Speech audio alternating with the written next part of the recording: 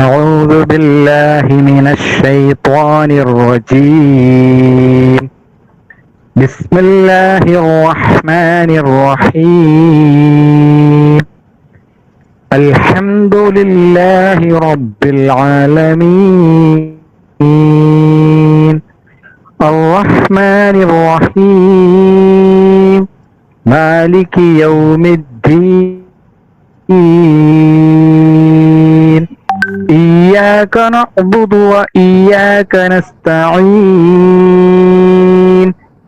اهدنا الصراط المستقيم. صراط الذين أنعمت عليهم غير المغضوب عليهم ولا الضالين.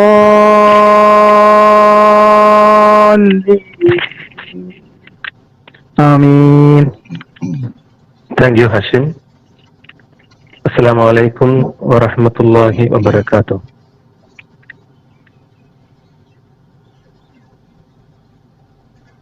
It is my pleasure to welcome you all to the one-day national webinar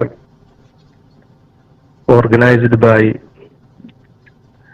PG Department of Islamic Studies of Safi Institute of Advanced Study, Varayur. Today, we are here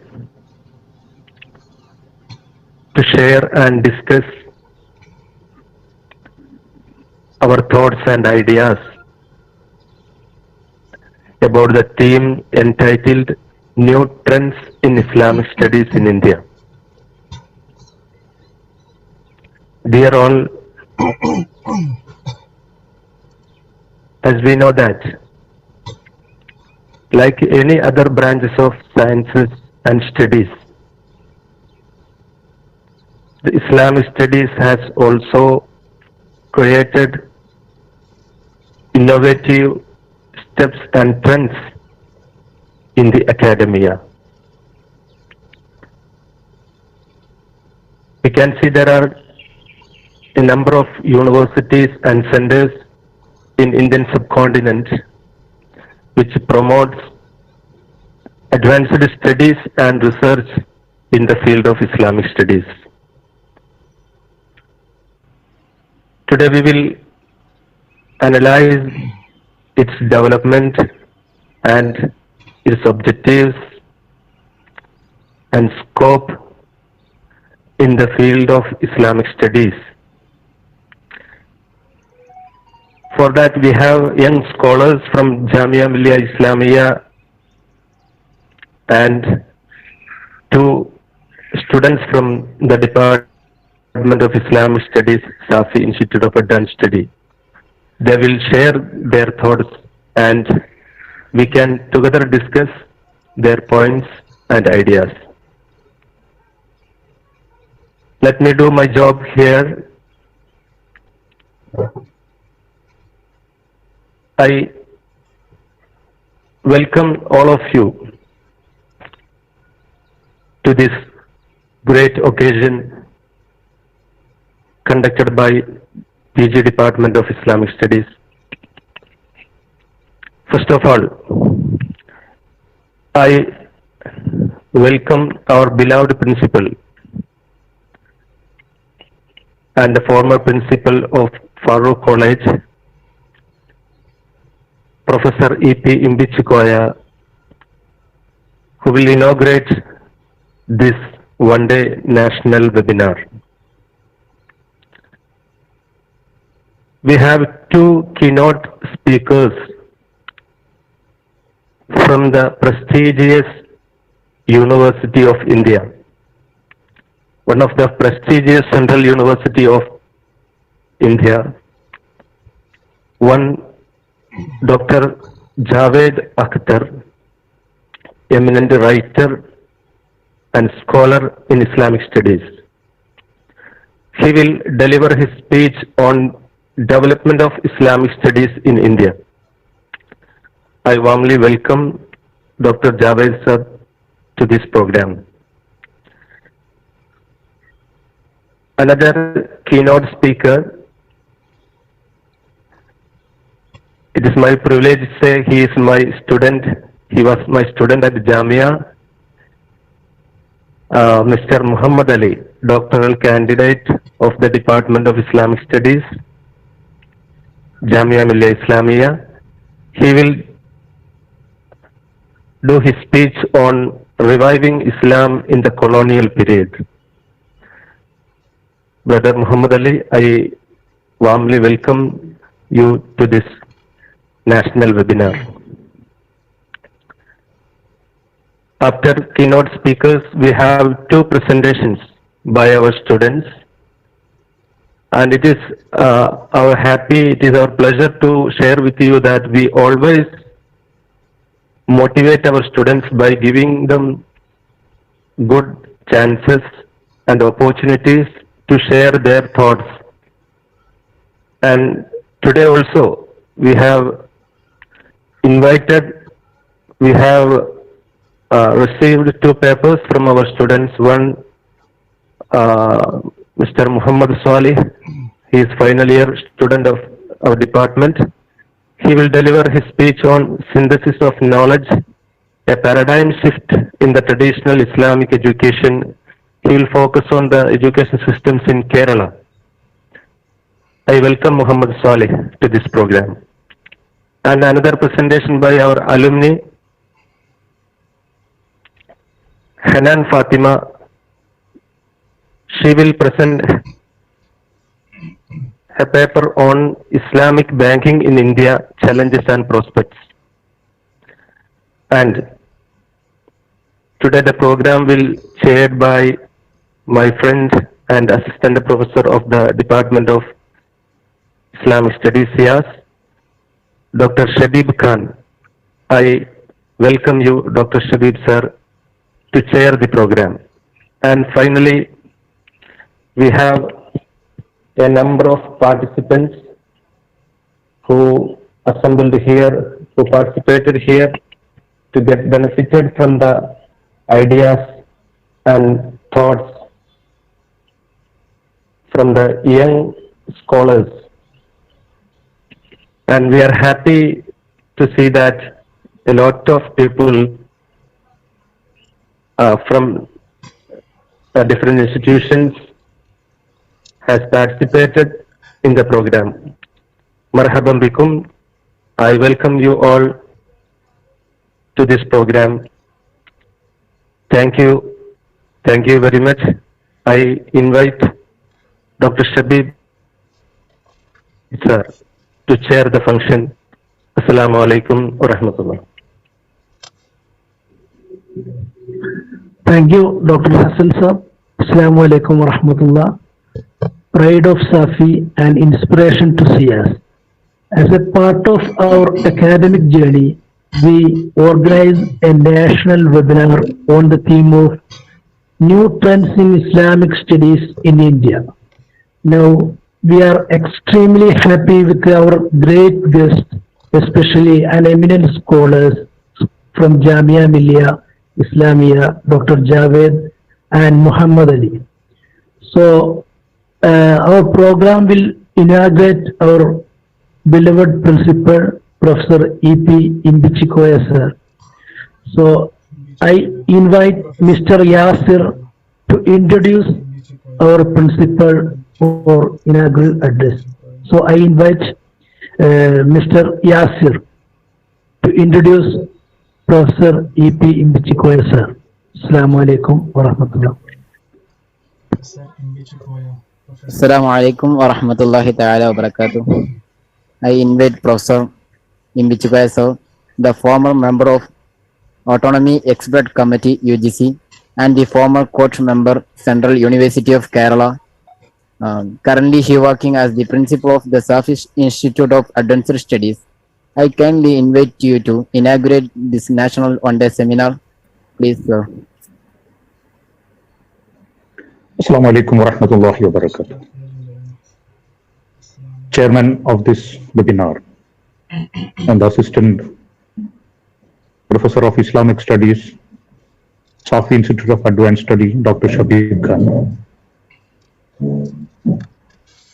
Dr. Hassan Sharif, the head of the Department of Islamic Studies of SIAS. The guest of today, or the keynote speakers of today's session, Dr. Javed Akhtar, the Assistant Professor of Department of Islamic Studies, Jamia Millia Islamia, New Delhi, and Mr. Muhammad Ali, the Research Scholar, Jamia Millia Islamia. My dear colleagues, students, and academicians from the other colleges and universities, and my dear friends. It is my great privilege to be a part of this webinar, which discusses on the new trends in Islamic studies in India. Before I come to the inaugural speech, let me say one sentence about the department. As far as Safi Institute of Advanced Studies is concerned, the Department of Islamic Studies is one of the vibrant departments which organize various programs for the academic development of the students of Safi. Not only the students, but also to the alumni of the department. They were organizing the different programs. They were promoting the students to participate in various international and national conferences and seminars, and giving the opportunity to present the papers and to publish their papers. So I believe that it is the department where the large number of papers are published by the students during the last few years. I hope the department will continue their journey more better than their performance in the earlier days. So this program also is organized by the department with the participation or the presentation of the papers by their faculty, maybe their students, and also the alumni. So here the topic which is going to be discussed is the new trends in Islamic studies in India. And today we have a very eminent personalities, the assistant professor and also the research scholar of the Jamia Millia Islamia. As we know, the Jamia Millia Islamia is one of the top 10 universities in India under the NIRF ranking in 2020. So we are lucky to have these two eminent persons, a research scholar and an assistant professor, to interact on the possibilities or the new trends in this particular subject. We know that Islam is always relevant. Islam is not to any particular community, or even the Quran. We know that is Islam, whenever we talk about the Islam is based on the Quran and Hadith. The Quran and Hadith are relevant not only to any particular locality or to any particular community or to any particular era. It is always relevant. So the Islamic studies also should be relevant at all the places and all the times. We know that every subject is getting modified. Every subject is getting improvised by adding certain subjects to it, or by integrating with some other subjects which are more relevant nowadays. So the Islamic studies, there is an ample opportunity. I understand that like any other science or humanities or the commerce subjects, the Islamic studies also have much relevance in this particular era. But there should be certain modifications. There should be certain alignment, or there should be certain integration with some other subjects which are coming as the new generation subjects or the courses. Now, the department last year hosted a program, that's Islamic Studies and Psychology, in association with another institution, that is Zaitun. And similarly, the Islamic finance, that is the most hot subject discussed nowadays. Tomorrow, the Islamic finance department of Safi Institute of Advanced Study is organizing a webinar on Islamic banking. A few experts are discussing on the subject. So when we integrate the Islamic studies with other subjects like the commerce, management, or economics, or psychology, or any other branches of the science, there will be ample opportunities to the subjects and scope for the subject like the Islamic studies. I hope that the experts who are going to discuss on the topic today will give an insight on such opportunities. Along with the opportunities, what are the actual threat or the challenges faced by this particular subject also. And I'm sure that the Islamic studies is taught only in Safi Institute of Advanced Study under the University of Calicut. Why the institutions, higher educational institutions, are not concentrating or they are not taking initiative to start the subjects like the Islamic studies and to make that subject more relevant nowadays in this changing conditions? That is, the world as a whole is facing a pandemic situation. The Islamic studies can give certain solution how to live in this particular COVID situation or pandemic situation.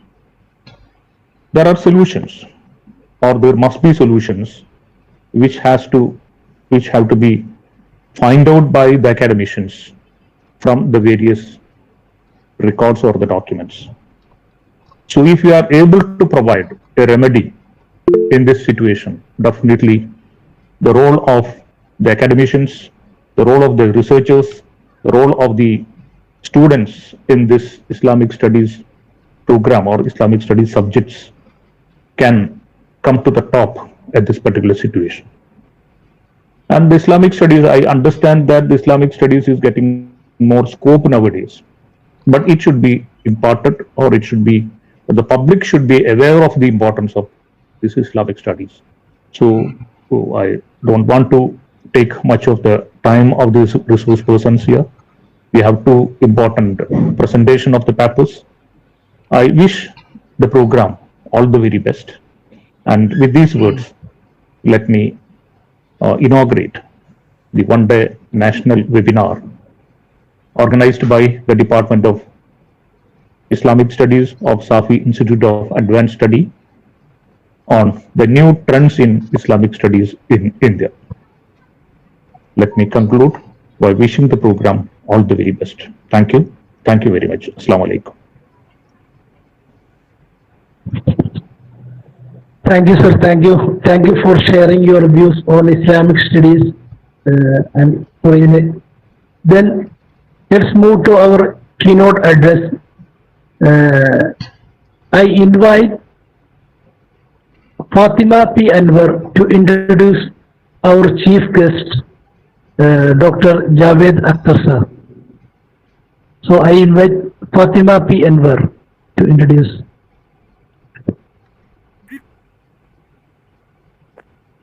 Assalamu alaikum wa rahmatullah. Am I audible? Hello? Yes. Okay. Dr. Javed Akhtar is currently a guest faculty in the Department of Islamic Studies, Jamia Millia Islamia, a central university, New Delhi, where he is teaching Islamic studies. After doing his graduation in science stream, he achieved his master's and PhD degrees in Islamic studies from Jamia Millia Islamia. His scholarly interests include Islamic studies, Indian Muslims, Muslim education, interfaith relations, world religions, and Islam in India. His academic profile takes account of two books, a handbook on Islam and Jamia Millia Islamia and its contribution to Islamic studies, a chronological study from 1920 to 2011. He also has to his credit a good number of research papers, scholarly essays, including book reviews and translated articles on the wide array of Islamic studies. published in different journals and magazines of reputed. Today,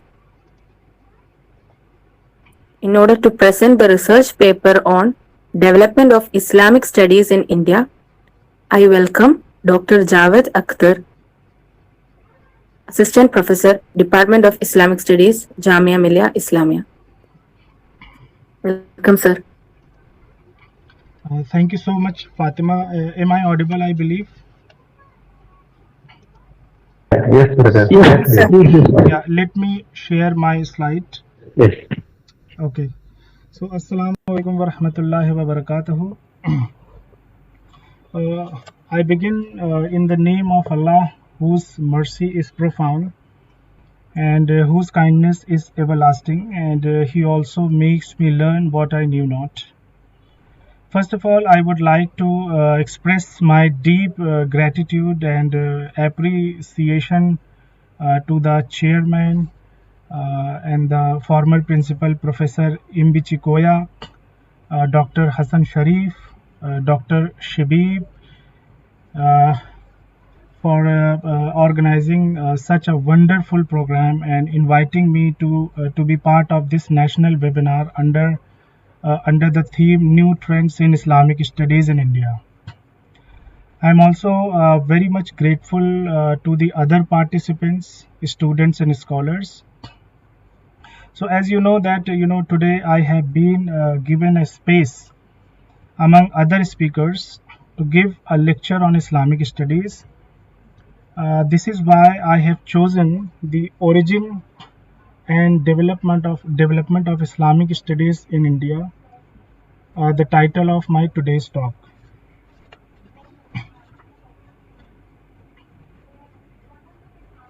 So these are the points which I am going to discuss.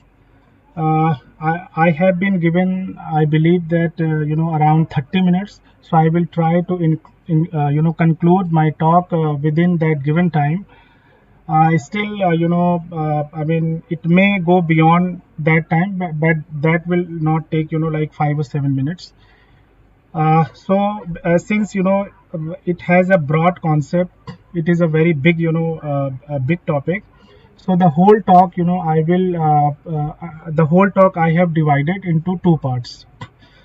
The first to third points that will give you a concise base or the fundamental base in order to understand the key discussion, that is the origin and development of Islamic studies in India. So my talk will include the historical setting, subject parturition, defining Islamic studies, and then the main key discussion, that is origin and development of Islamic studies in India in two broad contexts, that is traditional context or the Islamic context, and secular or Western context. And if you have any question, then you can ask if time allows. So in order to understand the origin and development of Islamic studies, we must have the basic understanding how Islam began and spread across the world, and particularly in India. So Islam arose roughly over 1400 years ago in Arabia. Since then, it has grown into the world's second largest religion, with followers found from the Philippines to Alaska and everywhere in between, and going then north all the way to Siberia and coming down south to Argentina, inhabited by approximately 1.8 billion Muslims. This expansion of Islam led the way, on the one hand, to a unique integration of peoples and cultures, and on the other side to a wide range of intense intellectual activities, which ultimately brought achievements for Muslims, for example in geography, astronomy, historiography, philology, medicine, natural science and travel. Let me tell you, these are but a few of the landmarks in the historical development of Islam, culture, and its civilization, its great civilization. The geographical area of Islam has eventually built up a truly heterogeneous built of adherents. For example, Arabs, Persians, Berbers, Caucasians, Turks, Kurds, Chinese, Indians, Indonesians, Malays, Africans, and comprised of several ethnic and linguistic groups of widely differing taste and attainments. This vast empire of Islam represents also an amazing amalgam of languages and the cultures associated with them. For example, Arabic, Persian, Turkish, Berber, Urdu, Malay, Chinese, and a number of dialects and subdialects. When we talk about Islam in India, so Islam had spread in the Indian subcontinent from the three ways. First, as you know, that it reached the southwestern coast, or particularly the shores of Malabar, Kerala, through the Arab merchants who had conducted peaceful commercial activities and maritime trade with Indians since pre-Islamic age. So it has been there, since pre-Islamic age. The second arrival came through the Sindh in the wake of Muhammad bin al-Qasim's conquest of Sindh. It was the first Muslim military action aimed at conquering the Indian subcontinent. And third and the final, through the arrivals of Sufis in India, who can take credit, who can also take the credit for the spiritual expansion of Islam.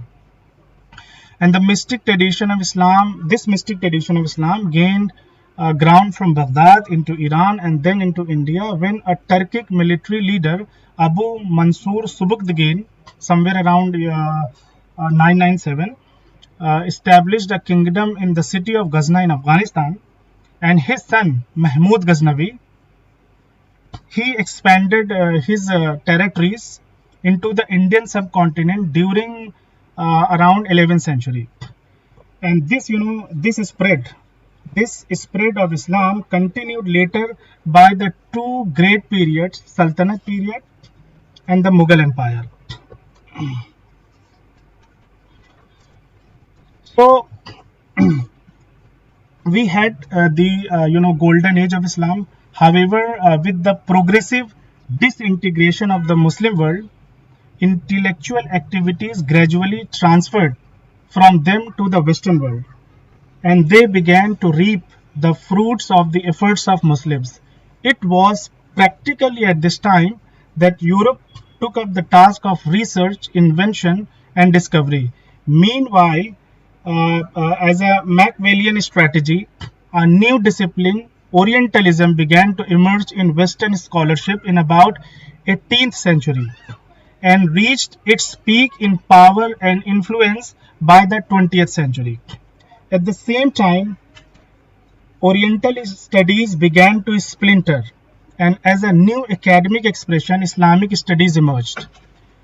Allow me to tell you here that this split or this phenomena is called subject parturition. What is this subject parturition? It means new fields evolve from older ones and gradually gain full independence with the time. In recent times, Islamic studies has assumed an independent status which is no longer a part of Oriental studies. But this independence, my listeners, this independence has been very evolutionary and interesting. Thus, in the mid of the 20th century, Orientalism split, and as a new academic expression, a fresh study of Islam emerged, which is gradually getting identified as the academic study of Islam that now commonly known as Islamic studies. So, as in Europe and America, it originated at the intersection of theology and Oriental studies with its strong textual emphasis, but it has gradually expanded to overlap with the Middle East area studies as well as several humanistic and social science disciplines. And over the past several decades, and particularly, you all will agree with me on this point, that particularly since 9/11 or the Twin Tower attack in America in 2001, and then 2005 London bombing, and that followed by 26/11. I mean, I'm talking about the 2008 Mumbai attacks. This academic interest in Islamic studies has greatly multiplied. If I interpret the evolution of Islamic studies as a field of study, in the chart, it would look like this, which you are seeing right now. Now, the next question comes, what is Islamic studies? We all must agree that interest in Islamic studies has, recently snowballed, and it has emerged as a new star in the old firmament. But the concept of Islamic studies has a very long journey in the contemporary world, having various definitions, meanings, and perspectives according to the time and space. So the scope and setting up of Islamic studies in a modern university as a discipline fraught with immense interest, but at the same time loaded with multiple questions. And one of the question is that what is Islamic studies? Because it has not even got a proper and precise definition until now. Okay, hence I feel there is a pressing need for expressing and expanding a solid definition of Islamic studies. So as per my understanding, or whatever I have studied, I've also discussed in my recent book, that is Jamia Millia Islamia and its contribution to Islamic studies. I have dedicated a particular particular discussion in second chapter. So as per my little understanding, Islamic studies as an academic discipline, and it is a contemporary approach to studying Islam academically. It is at the same time, it has got number of features. One of the features is that it is a catchphrase or a cover term. Because of this, feature, it has come to mean many things for many people. Hence, or that is why there may hardly be any clear-cut or specified definition that can be quoted as a standard. And this is very important point. Or in other words, it is difficult to offer a comprehensive picture or definition of Islamic studies, but to my mind,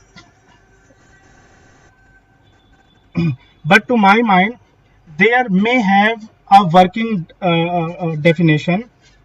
So what that definition may be, if I explain, so it would be something like this, that Islamic studies is not just one subject. You have to look at history, philosophy, theology, art and architecture, to mention a few.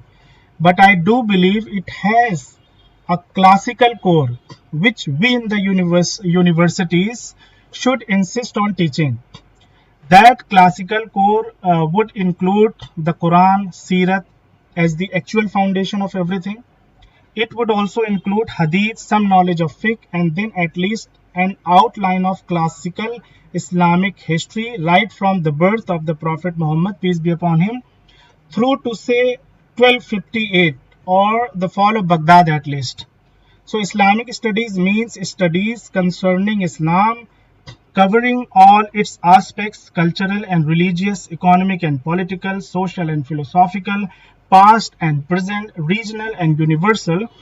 This study has now emerged from a melange of several disciplines into one well-defined discipline, and it involves the religious doctrine as well, but also the lived experiences. Anything which affects the belief system. So the history and the social organization of Muslims all would fall under Islamic studies. So if you ask me that if you can explain in a nutshell, so you can see on the screen that Islamic studies is a contemporary approach of studying Islam That is a critical study of Islam as a total Islamic culture and civilization. By critical, here I mean analytical. In other words, academically rigorous without necessarily being hostile. I mean, it has to be somewhere in between Orientalism and pure religious study. Okay, we require that approach. We require empirical or empirical study. Now, I would like to talk about the main argument or the main point of today's talk, that is the origin and development of Islamic studies. So across the globe, and I believe that India is no exception to this view, that today Islamic studies has become a popular and accepted field of study among the scholars, Muslims and even non-Muslims. It is it is recognized as an important discipline in the universities of Europe and America. For India, it is even more significant than for Europe and America, and carries sensitivity in the present scenario. You know, I'm talking about the current scenario. So Islam has influenced the Indian subcontinent for more than 12 centuries in various ways, in thought and practices, in history and culture, in economy and politics, in art and literature, in society and philosophy, and in past and present. You know, on the other hand, Islam itself has been profoundly influenced by the environment of the Indian subcontinent. Therefore, Islamic studies has established itself as a separate and independent subject of study in modern India. The discipline of Islamic studies as a rubric for a field of study, which is one of the features of this discipline, emerged in the mid-20th century. In India, Islamic studies followed a somewhat different course. The origin and development of Islamic studies can be observed under at least two broad historical contexts. There may be, you know, other contexts, but as per my understanding or as per my study, I can divide into two broad categories. Okay, these two historical contexts. First, from a traditional or Muslim point of view, where students and scholars do study and research on Islam and Islamic culture, but from a faithful perspective. This is a key difference. And second, from a secular or neutral or if you can call, you know, Western point of view, where students and scholars do study and academic research on Islam and Islamic culture and civilization, but as an independent of faith. Okay, now let's understand these two broad categories in detail, which at some times back combined together and got a place, though improper, in Indian university settings, and has been gradually expanding in India till now. Now, the first context. So, this is the Muslim point of view. So, in its early phase, to study about Islam or scholarship was in its infancy, inspired and invigorated or motivated mainly by the Quran and the Prophet, and their first step was to acquire the existing knowledge of mankind, which they considered as their own lost treasure. Thus began a great translation movement. The Muslims, even non-Muslims, they joined hands with the scholars of other faiths and languages and translated books of several languages into Arabic. These books were about social, human and natural sciences, and thus in early Islamic periods, disciplines like history, philosophy, medicine, mathematics, chemistry, physics and the like began to develop under the influence of Greek and Indian philosophy. So Muslim scholars began to respond to some metaphysical problems created by the speculative philosophy and logic. Hence Ilmul Quran, Ilmul Hadith, Ilmul Fiqh and Ilmul Kalam were gradually developed. Broadly, the above named sciences continued up to the modern age or the contemporary age that came to the modern world along with European colonialism. The syllabi taught at early Jamiat, or if you can call universities, included Islamic sciences, humanities, and social and natural sciences, including medicine and so on. This very syllabus, more or less, was taught in universities located in Egypt, Baghdad, Balkh, Bukhara, Samarkand, etc. Later on, the same syllabus, more or less, was taught at madaris and universities set up in several cities of India. And this syllabus was a blend of what is known in Islamic tradition as Mankula, that is called revealed sciences, and Makula, that is called rational sciences. So these madrasas have played an important role in spreading and presenting the tradition of Islamic learning in India, and no serious student of Islamic studies can ignore the services rendered by the madaris in this field. In modern India, however, Islamic studies has acquired something new dimension.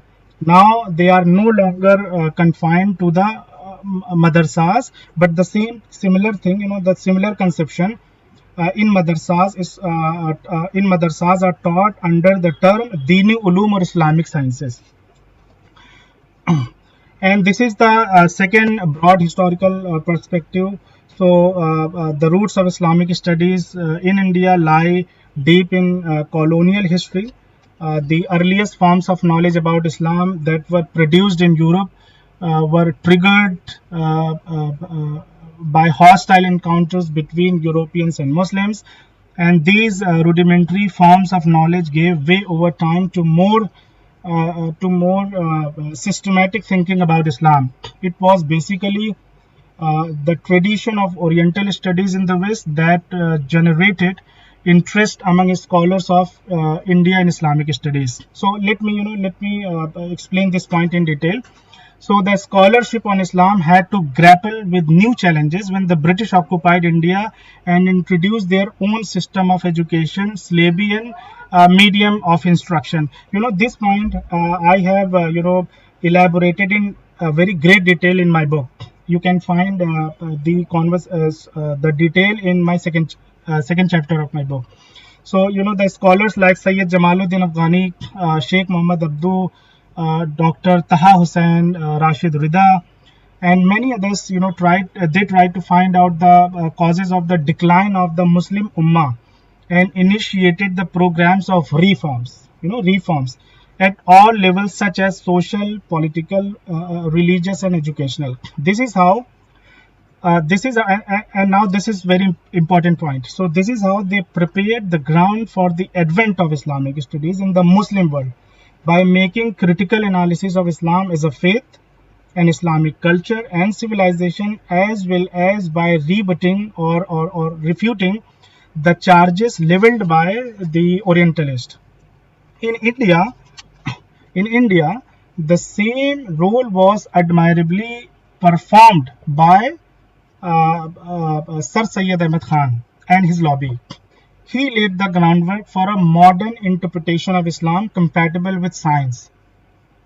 Among the earlier scholars who also contributed immensely to the present understanding of Islam were Allama Shibli Nomani, Dr. Muhammad Iqbal, Maulana Abul Kalam Azad, Maulana Sayyid Sulaiman Nadwi, Justice Amir Ali, Maulana Sayyid Abul Ala Maududi, Maulana Aslam Jarajpuri, Professor Muhammad Mujib, Dr. Sayyid Abid Hussain, Maulana Abul Hassan Ali Nadwi, Professor Fazlur Rahman, Triple A Faizi, Maulana Ali Mia Nadwi, Professor M.Z. Siddiqui, Professor Muhammad Hussain Nainer, Professor Abdul Alim, Professor Maqbul Ahmad, Professor Ziaul Hassan Faruqi, Professor Mushirul Haq, Professor Majid Ali Khan, and several other prominent ulama and scholars. They not only presented a comprehensive picture of Islam in its totality by applying the analytical methods of research and investigation, but they also laid down the contours and outline for the emergence of Islamic studies as an independent discipline to be taught in some of the Indian universities and colleges. So new departments of or the whole faculties of Islam and Arabic studies came to be established within the framework of modern national universities. At the start, this trend was more pronounced in the universities of India, which thereafter provided for the award of degrees in Islamic and Arabic studies. So this is how Islamic studies received their first academic, though somewhat inarticulate, formulations as a university grouping. It is worthy of mention in this context that Islamic studies was recognized as a subject for BA and MA for the first time in India in 1920 when Aligarh Muslim University was established. Earlier it was in the college form, so from college to a university, and now Aligarh is celebrating Aligarh as a university is celebrating 100 years, and its academic ordinances included Islamic studies as a subject for the first time in India. AMU is the first among our universities to start instruction and research in Islamic studies. In 1954, during the Vice Chancellorship of the late Dr. Zakir Hussain, an Institute of Islamic Studies was established at Aligarh. The purpose of this institute was to promote the study of Islamic culture and civilization, social, political, economic and cultural trends in the countries of West Asia and North Africa, and modern Arabic, Persian and Turkish languages. The institute was essentially a research institute, but another significant step was taken in the year 1968 when the teaching of Islamic studies was transferred to the institute, which simultaneously began to function as the Department of Islamic Studies, which we see right now. This department has now built up a very good library of its own and admits students to the various courses leading to the award of BA, MA and PhD degrees in Islamic studies. Further, this university, AMU, has Department of Sunni and Shia Theology.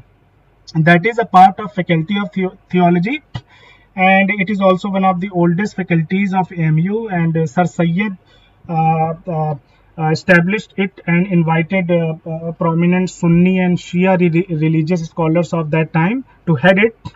But in the year 1960, it turned into purely teaching faculty. And if this trend continued, so we see the Department of Arabic and Islamic Culture, that is also one of the oldest departments of Lucknow University. And this department, not in the present form, established in 1921, and it started working with the single discipline Arabic literature. But as the time went by, the curriculum of this department started teaching Arabic as a language, ancient Arab culture and civilization, the Khilafat-e-Rashida and Umayyad, cultural history of Arabs in Spain during Umayyads, cultural history of Arabs during the Abbasid period, Fatimids in Egypt, Arab under Ottoman Turks and development of Arab nationalism, Arabs' contribution to science, literature, geography, history, architecture, fine arts, philosophy, etc. And then Indo-Arab relations. So their curriculum focuses on Indo-Arab relation, sex in early Islamic period, political thoughts and institutions of Arabs, socio-economic system of the Arabs, development of mysticism and Sufism in Islam, and the like. And it offers courses from UG level to PhD and postdoctoral programs. Next in line, we have the Department of Islamic Studies at Osmania University. It was founded in 1965, and Professor Hans Kars, he was invited. He became the visiting professor. He was from Germany and was the first head of the department. And the academic programs in the department are devoted to research and training on the religion of Islam, civilization of the Islamic world, and contemporary developments in Muslim societies. Then we have Jamia Millia Islamia. You know that the study of Islam in Jamia has always been a part of the curriculum. Okay. since 1920. However, in 1976, a new department of Islamic and Arab Iranian Studies was established and started BA, MA, and PhD programs in Islamic Studies.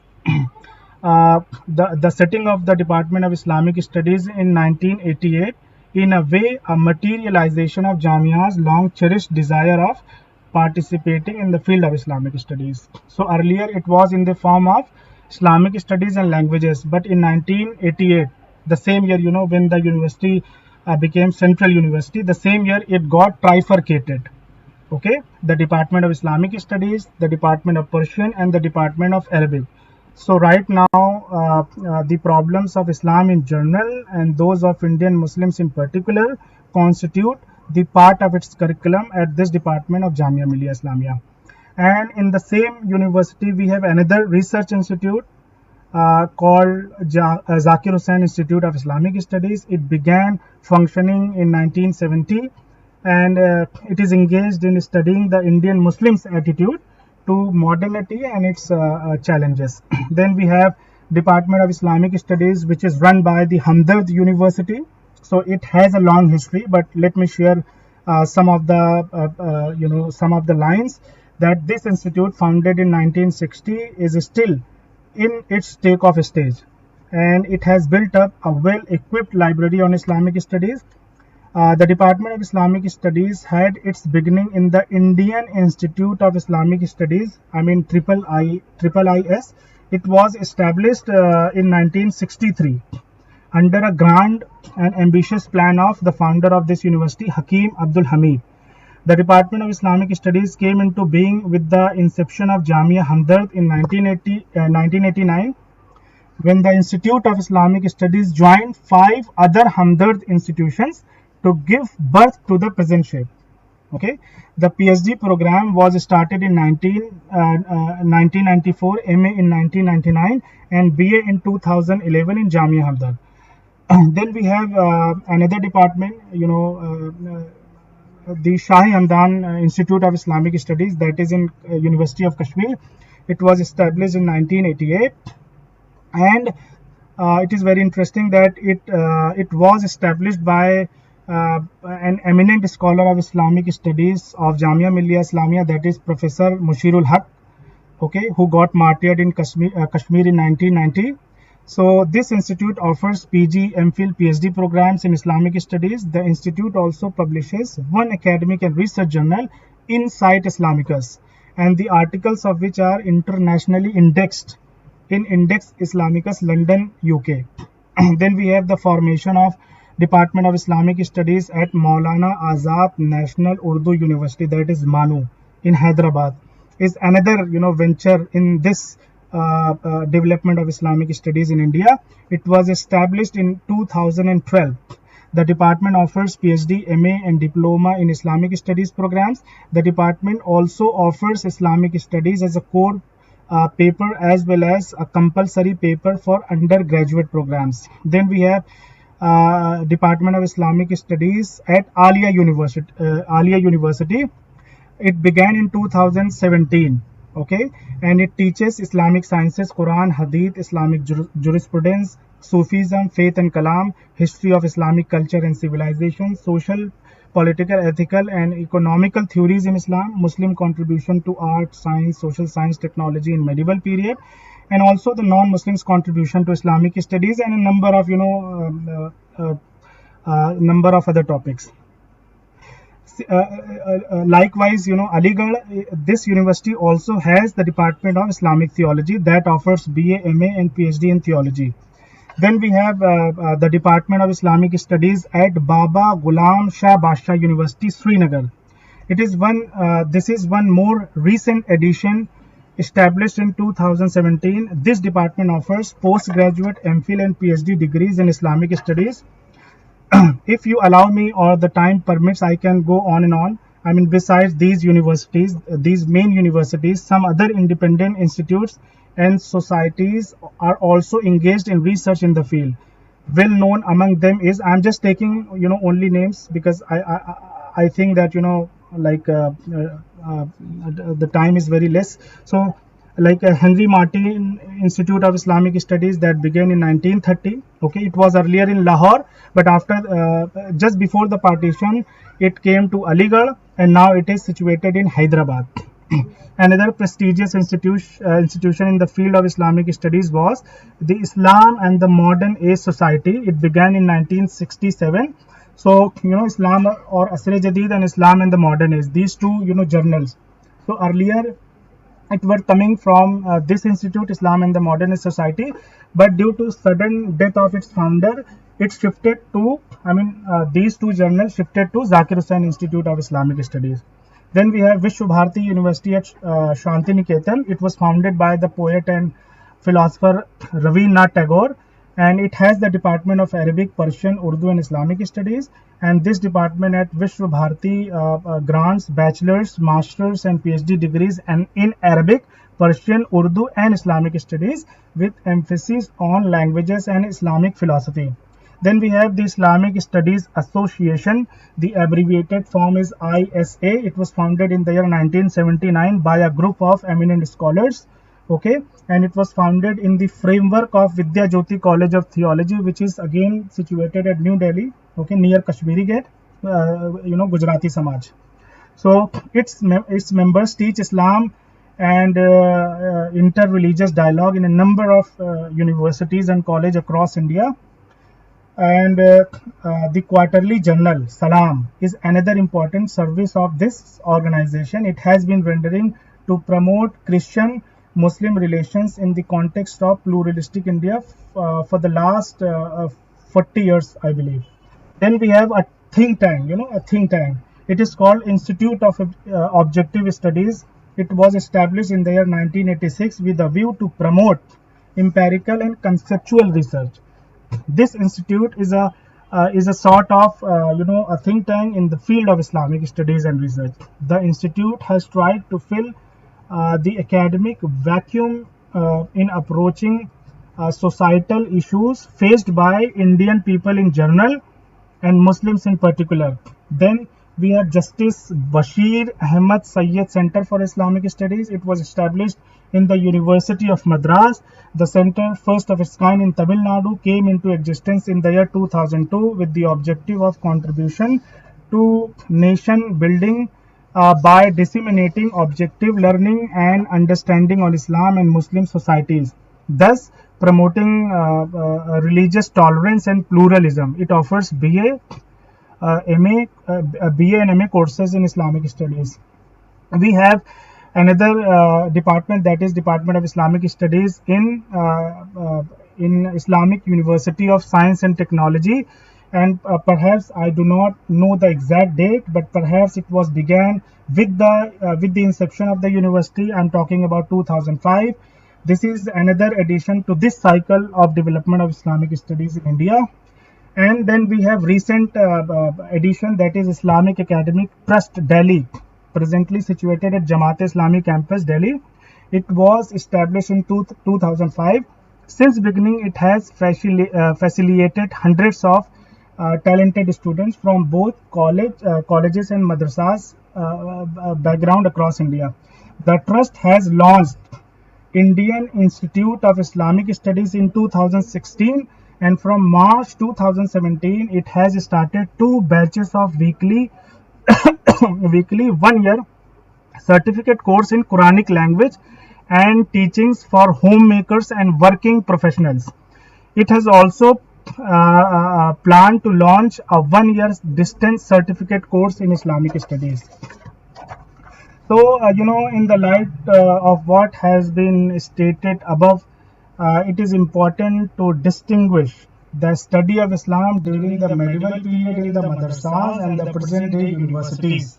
The madrasas in the Islamic world, including the subcontinent, had a traditional approach to the study of Islam. Okay, their orientation was mostly religious and theological. Whereas if we compare the present conception of Islamic studies, so it is taught as a subject in the Western and Eastern universities, is of humanitarian and social science orientation, with major emphasis upon the study of Muslim societies its culture and civilization, history, economics, politics, art and architecture, and the like. And of course, I mean, how can we forget that the study of subjects like the Quran, the Tafsir, Hadith, the Seerah and Tasawwuf, okay, it has, like core grounding. So this academic orientation of Islam, which we call Islamic studies in India, is a field that is still struggling to emerge or waiting to take off. The importance of the field has not yet been fully realized and recognized. This is my experience, or this is my analysis. So in our time, with the rapid expansion of universities and the birth of new consciousness, the concept of Islamic studies as a university course is beginning to provide new avenues of knowledge and research. So now I would like to conclude my talk by saying that like I have hope to evade any value judgment in journal, since my purpose here has been, I mean, in my entire talk, is just to create a climate of understanding, okay, and avoiding any of the ideological disputes or disagreements. So as a student of Islamic studies, I have stood to contribute to this ongoing conversation in the realm of Islamic studies. I hope that this lecture has helped many of my listeners to understand the origin and development of Islamic studies in India better in the context of the current theme of this webinar. Okay. Thank you so much. Thank you, Mr. Dr. Javed, for such a wonderful presentation on the topic of development of Islamic studies in India.